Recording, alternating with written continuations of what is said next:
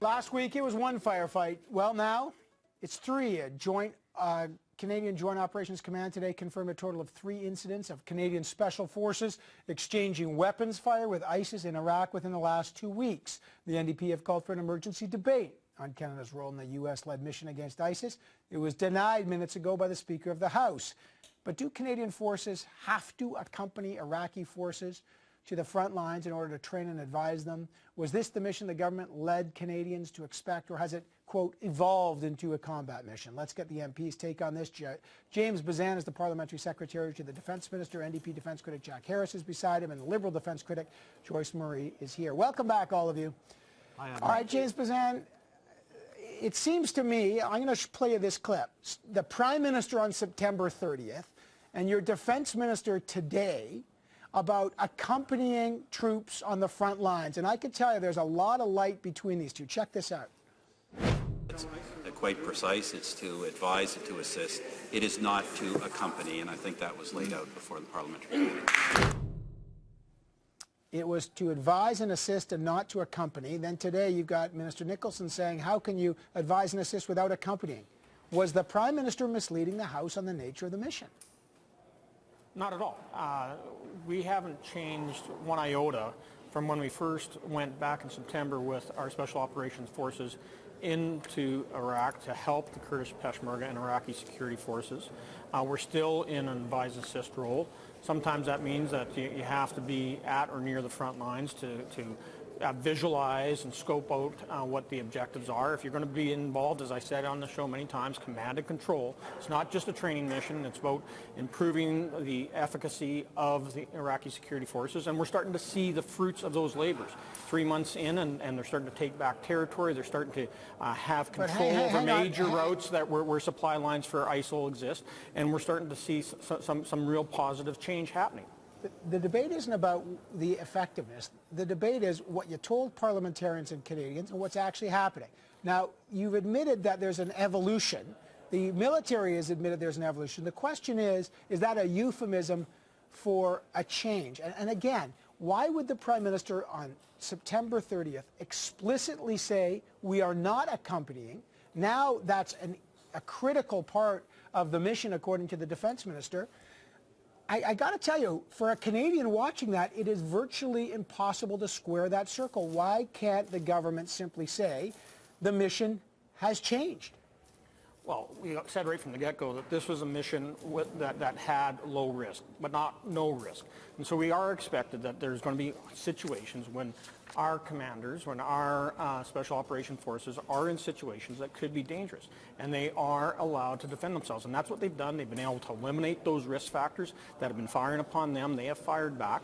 But this isn't a ground war that we're in there in a combat role. We're strictly there as operators, providing that command and control structure, advising the forces on how they go forward, especially now that we have them all trained up, as well as still working in the overall, military planning that we said that we do right from the get-go. We're doing that, and we're having success. From the get-go. I mean, this is the critical.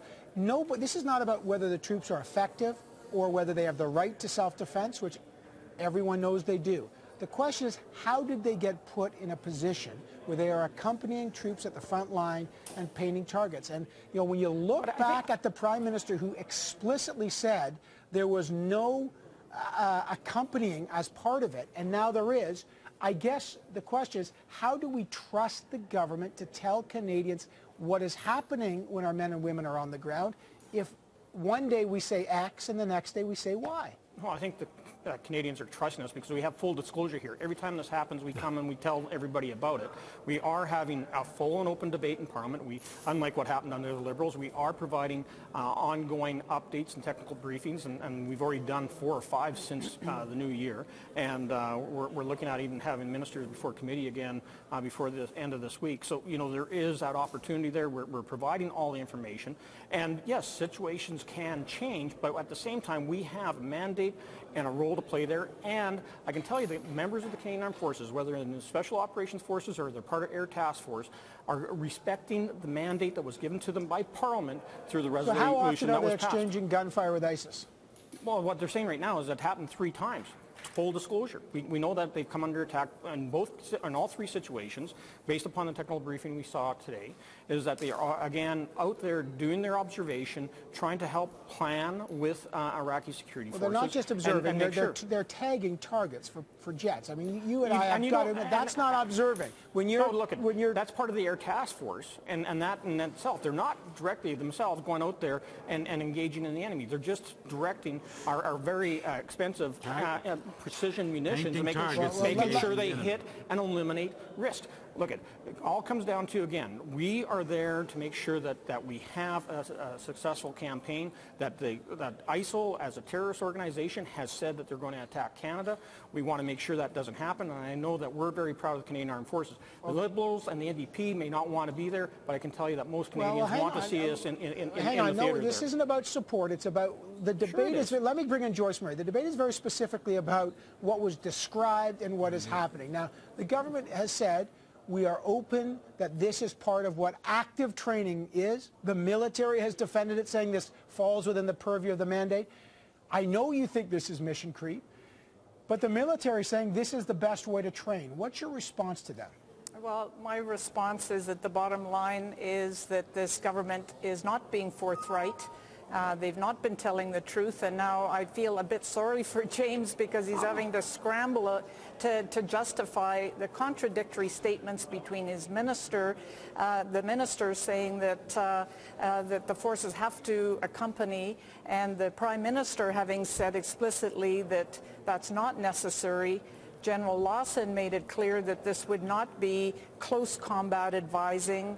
Major General Hood in committee said absolutely no close combat advising, but that is what we have. So they're being put in the front lines. They're at risk, and they are, as you pointed out, Canadians support our troops defending themselves, but it is the government that is putting them in that situation and not being honest, not being forthright with Canadians. So, there was Jack Harris, we just spoke to your leader, Tom Mulcair. The Speaker denied an emergency debate on the mission today. What now? Will your party just wait until the 6-month extension to debate at the end of March?